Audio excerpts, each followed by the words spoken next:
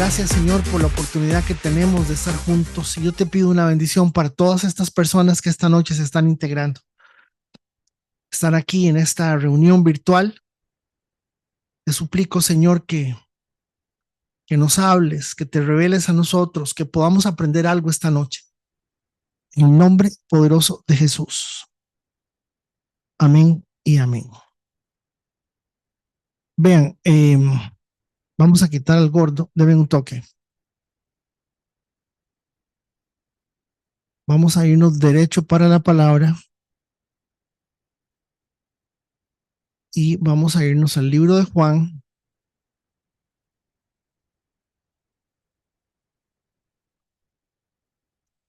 Y aquí quedamos la semana pasada. Aquí quedamos la semana pasada. Recuerden que estamos en el libro de Juan, Evangelio de Juan, capítulo 2, y estamos siguiéndolo verso a verso. Quería que viéramos que la semana pasada fue muy interesante, no porque yo lo diga, sino porque estamos ante un milagro privado, un milagro muy interesante, un milagro que merece todo un análisis porque es un milagro privado hecho en una boda. Si yo les digo a ustedes que yo estaba en un lugar y que se acabó la cerveza, entonces ustedes me van a decir, qué milagro más raro ese, ¿eh? Qué extraño. Este, y este es un tipo de milagro privado, las bodas de Caná. Vimos algunas cosas interesantes. Vimos cómo pues, Jesús aclara que las cosas tienen un orden. Jesús aclara que él está muy definido en la agenda de Dios Padre de qué es lo que se va a hacer. Eh, pues eso es bastante claro. Y ya les mandé, está en YouTube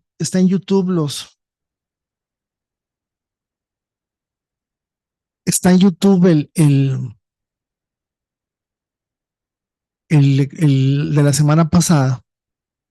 Y miran que terminamos en el versículo 11 la semana pasada, y noten que dice después de la boda, versículo 12, estamos aquí, se va a poner en verde. Después de la boda, se fue unos días para Capernaum con su madre, sus hermanos y sus discípulos. Era tamaña expedición esta que estaba moviendo el Señor, era tamaño un montón de gente. Y pues no dejamos de ponerle atención al detalle en que Juan está, nunca pierdan de vista, mis hermanos, que Juan está ceñido en demostrar que Jesús es Dios. Y ahora aquí seguimos ante un milagro muy particular, otro milagro interesante. Y es un milagro interesante, muy interesante, es un milagro muy, muy único, porque es un milagro que, como les decía hoy en el audio, Jesús despeja el templo. Y entonces se acercaba la fecha de la celebración, se acercaba la fecha de la celebración de la Pascua judía, así que Jesús fue a Jerusalén.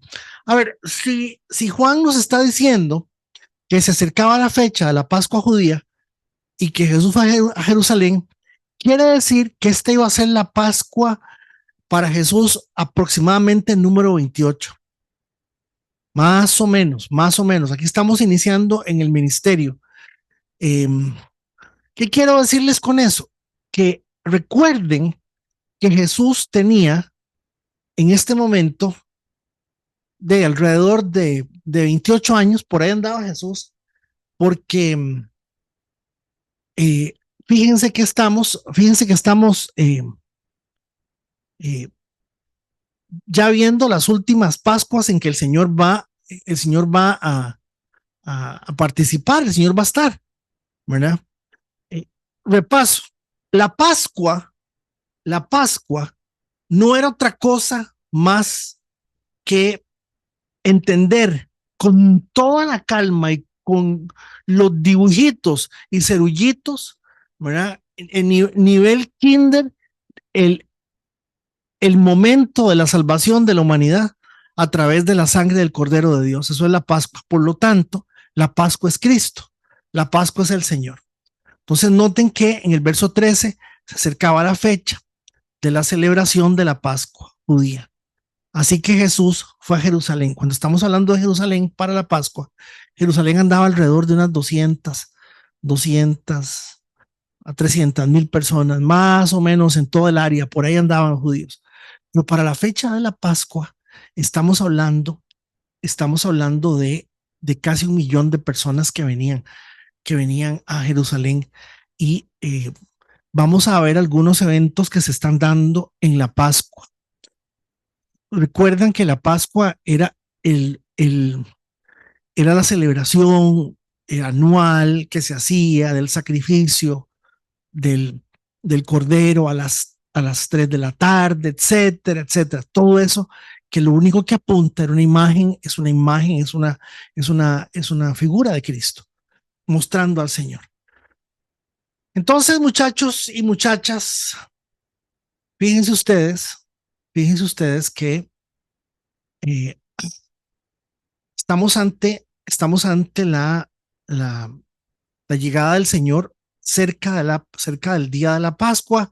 Muy probable, y estoy bateando, pero me interesa más o menos el dato, que estemos hablando de por allá del día miércoles, día tercero, por ahí está llegando Jesús. Vio que en la zona del templo había unos comerciantes que vendían ganado, ovejas, palomas para los sacrificios. Y vio a otros que estaban en sus mesas cambiando dinero extranjero. Pues tenemos aquí dos cosas interesantes. Y claro, esto que estamos viendo, resulta y sucede que esta es la base teológica de la Inquisición. La Inquisición la Inquisición romana, se basó en el hecho de decirle a la gente que se debía de purificar la persona, las herejías, ese tipo de cosas. Se mataron millones de personas, se mataron muchas personas en nombre de la Inquisición. Entonces, muy rápidamente, esta imagen, yo sé que todos la han visto, yo sé que todos saben de esta imagen de este momento en donde Jesús vuelca las mesas, agarra a latigazos a la gente. Eh, estamos hablando de que habían animales. ¿Y por qué habían animales? Estamos hablando que habían cambistas. Bueno, resulta y sucede, vamos a entender esto bien, porque aquí hay cosas que hay que entender muy bien. Resulta y sucede que, como hemos estado viendo en las diferentes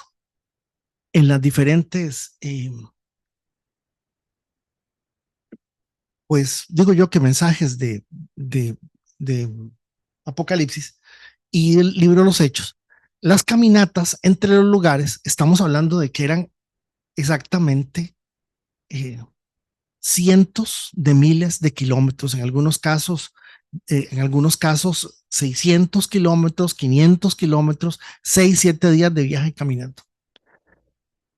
Hermanos, cuando alguien quería venir a San Ramón, iba a decir, a Jerusalén a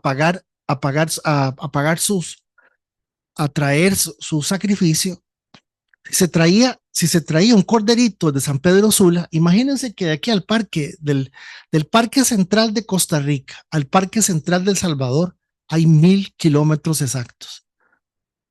Habría que preguntarle a Carlos cuánto hay a San Pedro Sula, cuánto hay en distancia. Si Carlos se viene con una oveja desde San Pedro Sula caminando, imagínense que el Senasa, y con esto de una vez les advierto, ¿verdad? Que no lleven a la romería no lleven a la romería ningún animalito porque se los van a quitar. Están diciendo que la gente está llevando animalitos a la romería y que entonces de que un animalito, ¿cómo va a caminar 25 kilómetros? El animalito llega con las patitas rotas y llega mal. Pues entonces, una de las cosas importantes de entender qué estaba pasando en el templo, hermanos, es esto. Imagínense lo que era para Carlos venirse de San Pedro Sula con una oveja, ¿verdad? Había que traer comida para la oveja, había que cuidar la oveja, tenía que venirse caminando, no podía forzar la oveja, porque si la oveja llegaba al templo y el sacerdote la revisaba y la oveja estaba dañada, no servía. Y Carlos había echado el viaje Carlos había echado el viaje con la oveja desde allá, con el buey, con lo que fuera. Y entonces, hermanos, una de las cosas que es muy importante poner atención es que de alguna forma estas personas que estaban en el templo vendiendo animales también cumplían con una función necesaria, necesaria. Lo segundo es esto. Todo judío mayor de 20 años debía pagar el tributo anual al templo. Y para poder pagar el tributo anual al templo, únicamente aceptaban dólares. Uh-huh. Aceptaban una moneda que se llama tairón. Y esa moneda, hermanos, era una moneda que solamente para el templo era la moneda oficial que tenía que usarse. ¿Qué les quiero decir con esto? Les quiero decir que cuando Anita Segura venía desde Costa Rica en su peregrinaje para llegar a la Pascua en Jerusalén, ¿verdad? Cuando él llegaba, ella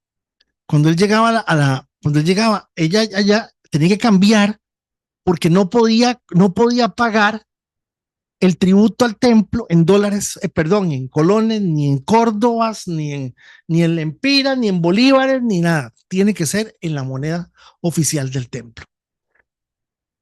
Entonces, noten, amados hermanos, que obviamente, pues estamos viendo que se había convertido esto en una necesidad. Era una necesidad. El hecho de que estas personas vendieran ganado, ovejas, palomas, era muy importante que sucediera. Ahora, yo quisiera que esta noche, todos los que estamos aquí, digo que ya somos 35, yo quisiera que esta noche le pongamos atención a un detalle, porque lamentablemente Jesús no está atacando a los comerciantes. Jesús no está atacando. De hecho, esto que está pasando, esto que está sucediendo, vio en la zona del templo que habían unos comerciantes que vendían ganado, ovejas, palomas para los sacrificios y vio otros que estaban en sus mesas cambiando dinero extranjero. Jesús se hizo un látigo con unas cuerdas y expulsó a todos del templo. Echó las ovejas y el ganado, arrojó por el suelo las monedas de los cambistas y les volteó las mesas. Esto es un milagro. ¿Por qué es un milagro? Razón número uno.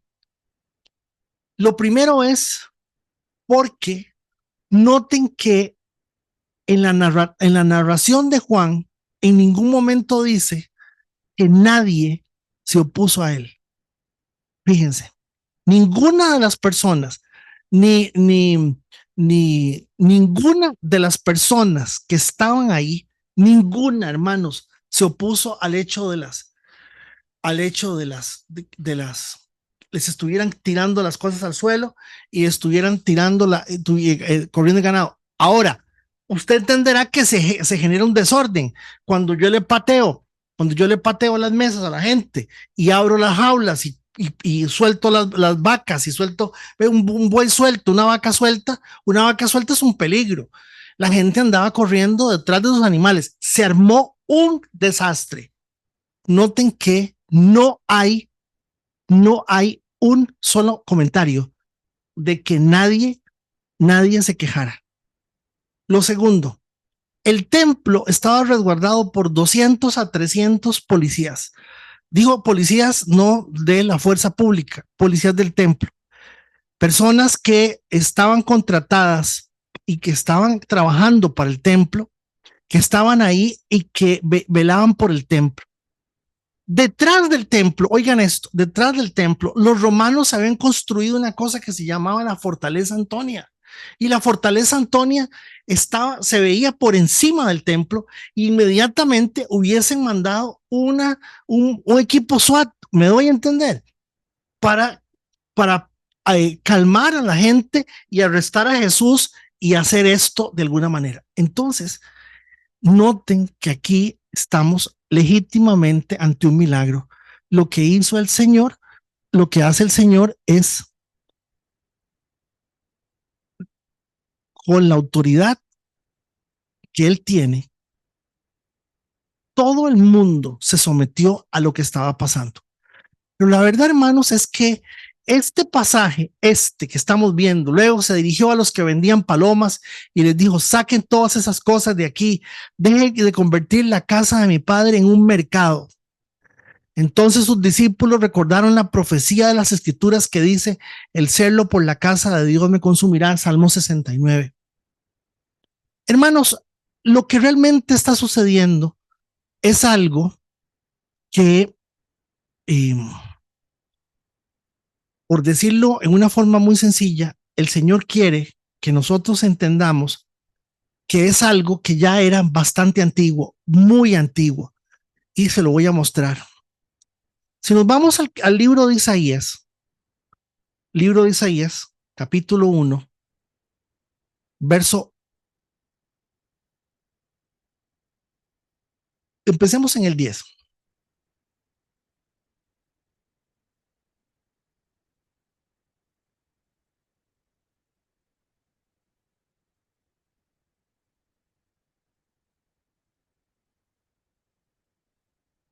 Perdón, empezamos en el 11. Vean que esto es antiguo, antes inclusive del momento en que Israel es llevado cautivo. El Señor ya les había dicho: vean, yo sé que hay una ley ceremonial. Yo entiendo que yo les pedí que tuvieran taca ceremonia. Yo les dije que hicieran así, que prendieran las velas de esta manera. Yo les dije que el sacerdote se pusiera un peto de piedras preciosas. Yo todo eso se los dije. Pero sinceramente, oigan el Señor hablando, sinceramente, chiquillos, ustedes me tienen harto. Noten. ¿Qué les hace pensar que yo deseo sus sacrificios? Vean qué interesante la expresión de Isaías.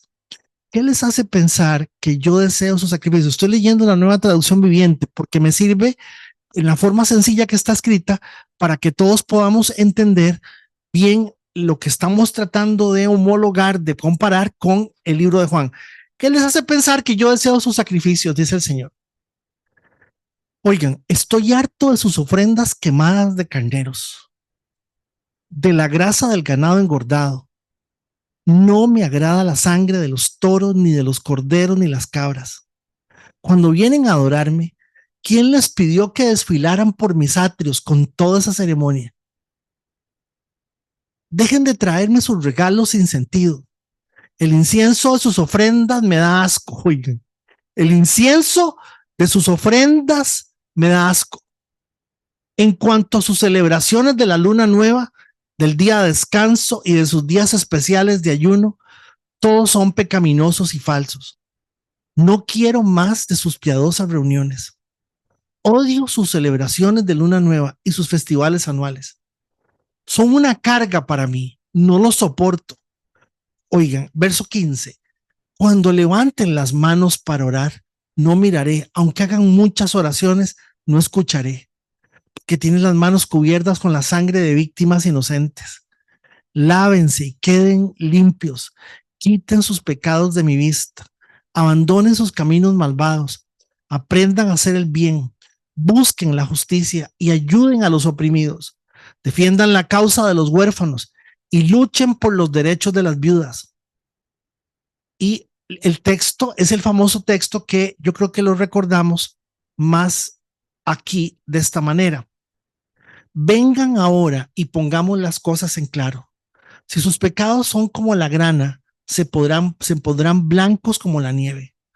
Si son rojos como el carmesí, se pondrán blancos como la lana. Ahora, a mí siempre me ha llamado la atención esto y no me hagan caso. Se los voy a contar porque me gusta contarles esto. Noten que dice así, vengan ahora, pongamos las cosas en claro. Si sus pecados son como la grana, voy a hacerlo así, de regálenme un toquecito para que nadie se me pierda. Vengan ya, vamos a discutir en serio. A ver si nos ponemos de acuerdo. Si ustedes me obedecen, yo los perdonaré. Sus pecados los han manchado con un tinta roja, pero yo los limpiaré. Los dejaré blancos como la nieve, entonces comerán de lo mejor de la tierra. Pues, vea el texto en Isaías que dice, vengan ya, vamos a discutir esto, vengamos a cuenta, dice la Reina Valera. A ver si nos ponemos de acuerdo. Si ustedes me obedecen y yo los perdonaré. Sus pecados los han manchado como con tinta roja, pero yo los limpiaré. Los dejaré blancos como la nieve y entonces comerán lo mejor de la tierra. Claramente está diciendo que el pecado en nosotros, el Señor lo va a limpiar. De eso no hay duda. Pero noten que si nosotros vemos el texto, como el texto lo dice en una forma un poquito más tradicional, venid luego, dice Jehová, estemos a cuenta, aunque vuestros pecados sean como la grana, como la nieve, serán emblanquecidos los pecados. ¿Lo están viendo conmigo? Como la nieve, serán emblanquecidos. O sea, la Biblia no está diciendo que vamos a dejar de pecar. ¿Lo ven? La palabra está diciendo que esto no se nos va a tomar en cuenta si nosotros tenemos un corazón que simplemente es un corazón. Hoy una persona me llamó y me hizo una pregunta sobre la ofrenda, sobre ofrendar. Y me pareció una pregunta tan bonita que, que lo único que yo pude contestar fue, las cosas dependen del corazón y entre más usted cree que está haciendo las cosas para quedar bien con alguien, ya ahí las cosas entran totalmente en pérdida. Que lo que la palabra de Dios dice es que por más que ustedes quieran hacer algo, vean oraciones, cantos, eh, eh, votos, dice aquí, vuestras obras delante de mis ojos, dejad de hacer lo malo y aprendan a hacer el bien. Son iniquidad vuestras fiestas solemnes, mi alma aborrece vuestras lunas nuevas y vuestras fiestas solemnes. Lo vacilón y lo interesante de todo esto, muchachos, es que todas estas cosas las pidió el Señor.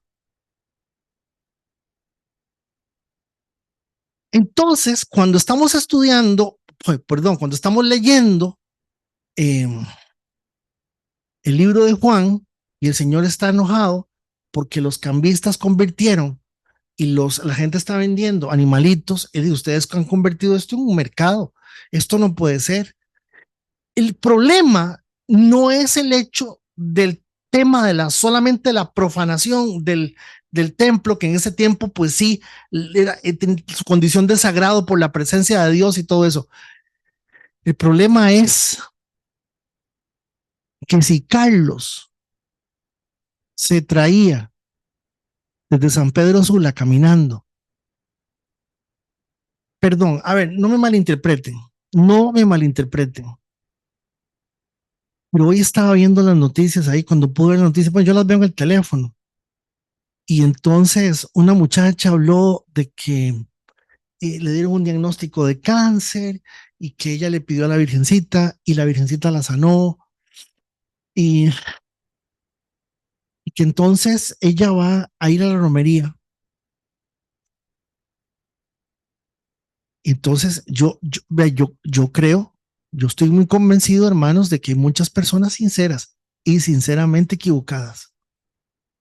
Y por más que nosotros queramos creer que lo que estamos haciendo va a hacer que de alguna manera hagamos algo que sea ¿cómo se llama? Pagar una promesa, pagar pagar una promesa, hacer una promesa.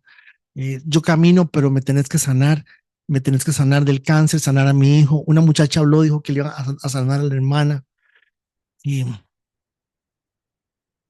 qué fácil eso, ¿verdad? Qué fácil sería poder hacer algo, qué fácil sería poder hacer algo y decirle, bueno, Dios, vea, ya, le prometo que no cojo el teléfono en una semana. No toco, que es un principio del ayuno. Ustedes saben que es un principio del ayuno, ¿verdad? No y el amén colectivo. O sea, noten que lo que está haciendo el Señor diciendo, miren, que ustedes el corazón tienen otro lado. Yo no sé para qué hacen tanta cosa. Si genuinamente su corazón es un corazón que está sucio, que ustedes ni siquiera se preocupan por eso, ustedes piensan que están bien y por eso de ahí dice, por eso ahí el verso 18, al menos en el libro de Isaías, verso 18 en el libro de Isaías, voy a irme para donde estaba. Vengan ahora, vamos a resolver este asunto. Me gusta mucho esto como lo pone la nueva traducción viviente. Vengamos a cuentas, vamos a resolver esto. Aunque sus pecados sean como la escarlata, yo los haré tan blancos como la nieve. Y vean que la otra versión sigue diciendo que el pecado simplemente sigue siendo el pecado blanco, limpiado por el Señor, para que yo sea consciente que el pecado yo lo estoy cometiendo. El problema con nosotros, el problema con Giovanni, el problema con Lady, el problema con Nela, el problema con él y con Federico, es que nosotros pensamos que no tenemos pecado, somos personas que no creemos que seamos capaces de ser malos o de hacer algo malo. Ese es el peor problema que tenemos la gran mayoría de nosotros. Y esta noche yo quisiera que usted me capte que cuando el Señor está volando látigo y mandando las cosas, es cierto, está sacando los cambistas y sacando la gente que vende animales, pero también le está mandando un mensaje a todos los que no hacen, perdóneme, la romería, para decirlo de una forma retórica, ilustrativa, porque había gente que se venía caminando desde Éfeso o desde el Ponto o desde Roma o desde fuera Jerusalén y ahí, cuando llegamos allá compramos el animalito. Llevar dinero también era un sacrificio porque los podían matar de camino, los podían asaltar. Pero hermanos, la verdad es que lo que el Señor nos está mostrando a partir del texto que nos toca ver hoy es que ninguno de nosotros va a engañar a Dios. Número dos, si usted no va a hacer algo convencido que lo que quiere es agradar a Dios, es más, con fe, esa es la consigna, esa es la idea, de fe, con fe, lo que usted está anteponiendo es su orgullo. Una vez, una persona en nuestra congregación, hace como 15 años más o menos, como tenemos las cajas atrás y después de que se hicieron los biombos y las cosas, se pusieron unas cajas a los lados y eso, pero las cajas siempre han estado atrás. Eh, esta persona me buscó para decirme que por qué razón durante el culto no hacíamos que la gente pasara a la adelante a echar dinero. Y yo le dije que era un absoluto no.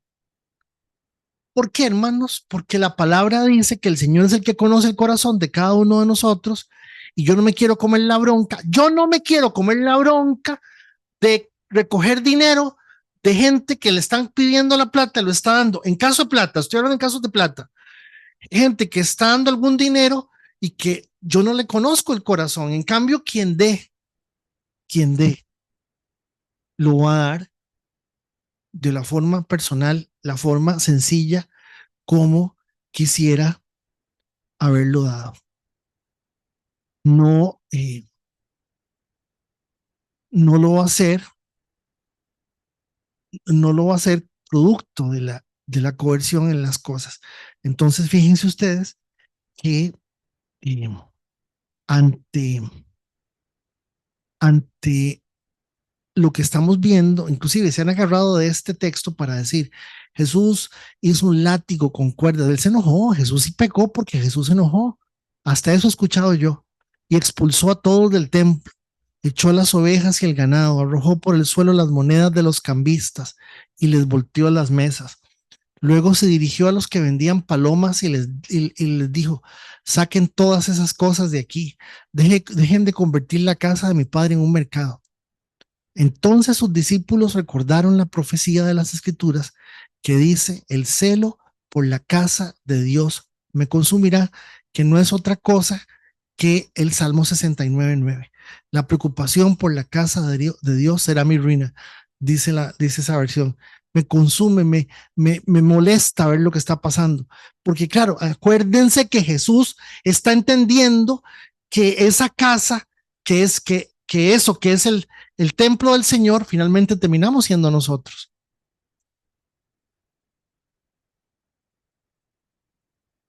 Terminamos siendo nosotros. Y si nosotros no somos genuinos en lo que hacemos, hermanos, vamos a seguir en la misma religión de toda la vida, como quiera que se llame, evangélica o católica, como quiera que se llame. Entonces dice, pero los líderes judíos exigieron, ¿qué estás haciendo? Si Dios te dio autoridad para hacer esto, muéstranos una señal milagrosa que lo compruebe. Noten que ellos mismos están reconociendo que se hizo con autoridad porque la gente hizo caso, la gente recogió las cosas, la gente se desapareció de ahí y es verdaderamente algo totalmente milagroso. Y estamos ante un milagro que no tradicionalmente se ve como un milagro. De acuerdo, contestó Jesús, destruyan este templo y en 3 días lo levantaré. ¿Qué dices? Exclamaron. Tardaron 46 años antes de construir este templo y tú puedes reconstruirlo en 3 días. Este templo tiene una característica. Este templo se empieza a reconstruir casi 18 años antes del Señor, que el Señor naciera, 18 años antes.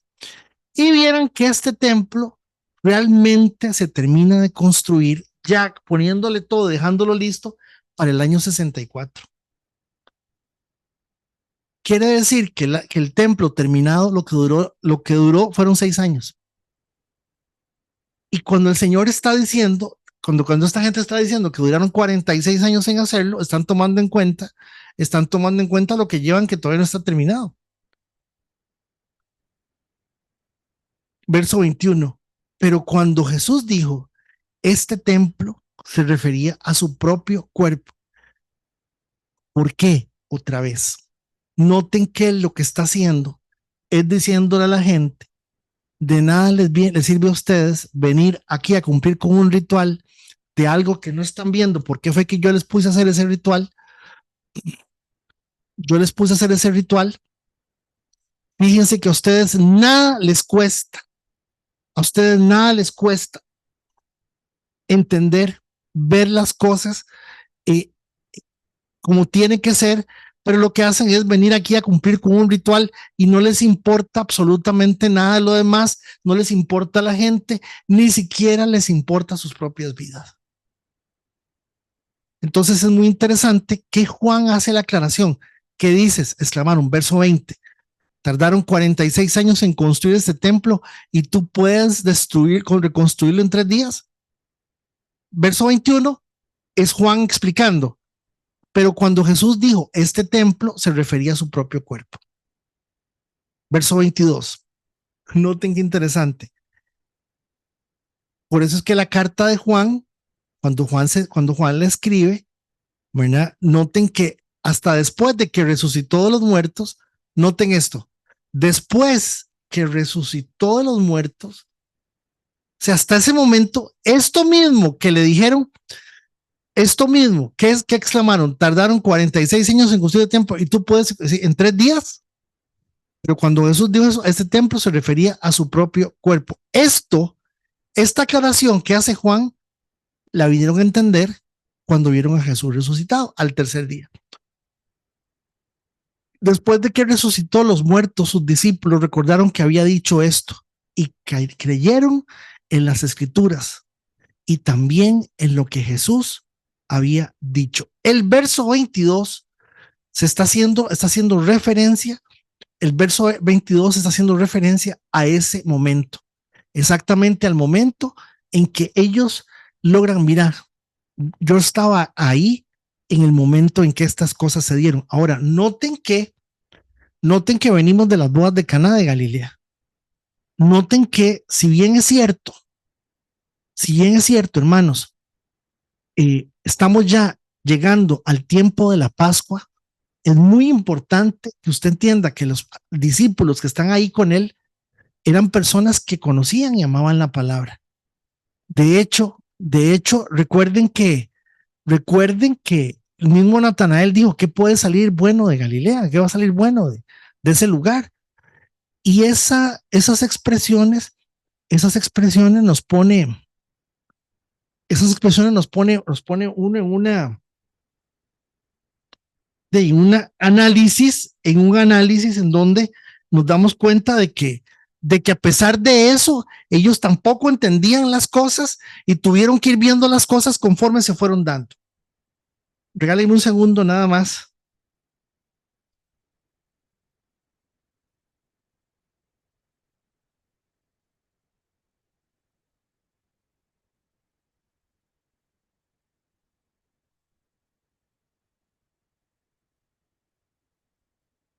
Este pasaje del Jesús despejando el templo, purificando el templo, este, hermanos, es un pasaje que se las trae porque ya el Señor empieza a decirle a la gente, ustedes aquí vienen a perder el tiempo, lo que tienen es una religión, ustedes no se están dando cuenta de que no pueden ser buena gente por ser buena gente, no se trata simplemente de ser buenas personas, de eso yo no estoy hablando,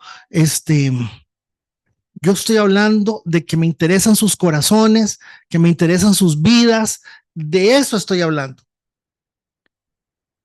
Y como les dije al principio, la razón de los cambistas, la razón de las ovejas y el ganado, de hecho, vean, con lo delicado que son los fariseos y que ellos mismos vieran que la gente estaba vendiendo animales y todo el asunto ahí, solamente había una razón, hermanos. Era un problema, era un problema estar devolviendo gente que había hecho la romería, para que usted me entienda. Y al decir había hecho la romería, me estoy refiriendo a que había personas que de buen corazón que pagaban el precio de un corazón sencillo, puro, ¿verdad? Decían, yo quiero agradar a Dios de la forma en que realmente puedo hacerlo. ¿Y cómo puedo agradar a Dios? Simplemente presentándome yo mismo, presentando lo que yo soy. Recuerden lo de Caín y Abel, lo hemos hablado varias veces, ¿verdad?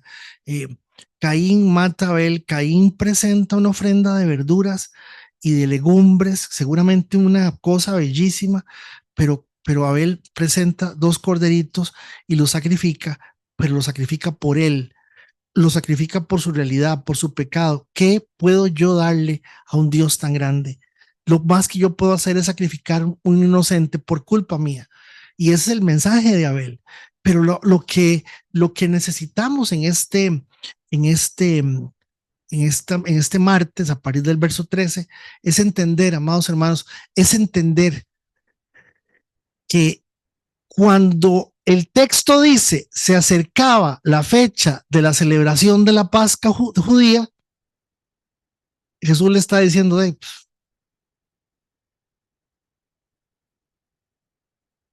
ahí,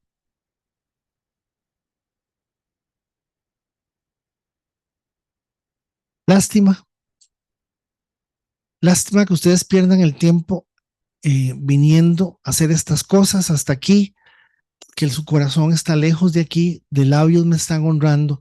Y al final, cuando vemos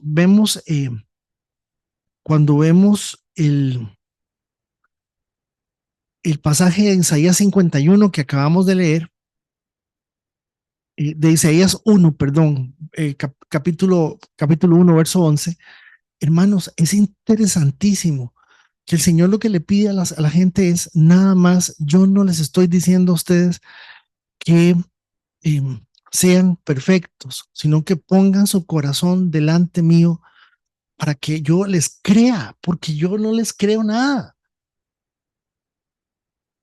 Y voy a devolverme un momentito también para no, y no lo quiero hacer muy largo, de hecho quiero ir terminando, pero como les dije hoy, la intención es tratar de hacerlo esto máximo una hora. Vean, ¿qué les hace pensar que yo deseo sus sacrificios? Dice el Señor. Estoy harto de sus ofrendas quemadas de carneros y de la grasa del ganado engordado. No me agrada la sangre de los toros, ni de los corderos, ni las cabras. Cuando vienen a adorarme, ¿quién les pidió que desinflaran, que desfilaran por mis atrios con toda esa ceremonia? Dejen de traerme sus regalos sin sentido. El incienso de sus ofrendas me da asco. Y en cuanto a sus celebraciones de luna nueva, del día de descanso y de sus días especiales de ayuno, todos son pecaminosos y falsos. No quiero más de sus piadosas reuniones, odio sus celebraciones de luna nueva y sus festivales anuales. Son una carga para mí, no los soporto. Cuando levanten las manos para orar, no miraré. De esto me parece a mí que esto nos da respuesta a muchos de muchas cosas. Y repito, el problema con Tao, el problema con Steven, el problema con Mike es que cree que están bien. Estoy bien, yo no he hecho nada, si yo lo que hago es irme para acá y ya que estoy en la casa y no hago nada. Y yo, es que el problema, les dije, el problema, mis hermanos, no es que usted no haga nada, es que no hace nada. O sea, ¿qué hemos dicho? Tanto peca el que hace como el que no. Y es grave porque la palabra claramente nos está mostrando que tiene que haber una responsabilidad personal en el sentido de preguntarse, ¿qué será lo que quiere Dios conmigo? ¿Hacia dónde me lleva el Señor? ¿Qué será lo que el Señor me quiere mostrar? Este, ¿Cómo será que Dios puedo yo ser útil para el Señor? Por lo menos, aquí hay un pensamiento que me gustó, me llamó la atención. El infierno está lleno de personas sinceras y religiosas que nunca nacieron de nuevo. Y el cielo está lleno de personas inmorales que se arrepintieron y creyeron en Cristo.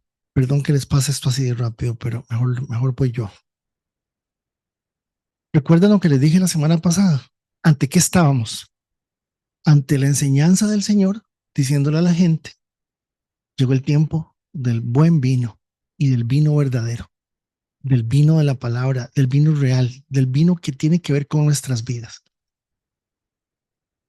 Fíjense que esta, este inicio del, este inicio, hermanos, del ministerio de Cristo, lo primero que el Señor está haciendo es diciéndonos a todos, lo que me interesa es tu corazón. Lo que me interesa es que hablemos lo mismo, que estemos de acuerdo con lo mismo. Y yo quisiera, esto lo que les quería mostrar es esto, de su abundancia.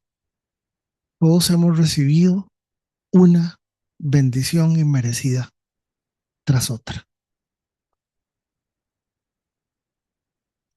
Pues la ley fue dada por medio de Moisés, pero el amor inagotable de Dios y su fidelidad vinieron por medio de Jesús. Oigan, la gente que estaba en Jerusalén en esa Pascua estaba ahí y habían personas que habían ahorrado toda su vida para estar ahí. Habían personas que bueno, no habían carros, hermanos, no había papel higiénico, no habían sanitarios, no había agua potable, no había dónde dormir, no había nada. Y había gente, llegaba hasta 1 millón de personas para la Pascua. Y todo lo que el Señor está tratando de que nosotros podamos entender es que ya sea una ofrenda, ya sea cantar, ya sea servir, ya sea, es que yo no tengo el ejemplo porque lamentablemente cuando uno pone los ejemplos, ustedes tienen que evangelizar, Carlos tiene que ir a tocarle la puerta a los vecinos ahí en San Pedro Sula, este, eh, Irene tiene que salir ahí en Bogotá, y ir a tocar la puerta. Hermanos, no nos engañemos. Nosotros no vamos a lograr nada entreteniendo a la gente, ni poniendo a la gente a brincar, ni porque la gente llore salva, ni porque la gente brinque es de Dios, nada. O sea, noten que caer en cuenta de esto, de su abundancia, todos hemos recibido una bendición inmerecida tras otra, porque la ley nos ha puesto a hacer el montón de cosas que hay, pero el amor inagotable de Dios y su fidelidad vinieron por medio de Jesucristo. Y el Señor estaba limpiando el templo, sí, de cambistas y de creadores de animales, pero lo que es más importante, lo que el Señor estaba haciendo es tratando de que la gente entendiera que no podemos engañar a Dios con el corazón simplemente en otro lado, pagando el ritual de la romería o pagando el ritual de la ofrenda o pagando el ritual del diezmo, como mucha gente dice que tiene que hacerlo porque que tiene que hacerlo. Y el corazón es lo que el Señor le dice, vengamos a cuenta. Y yo quiero que usted entienda que lo que necesito es un corazón transparente.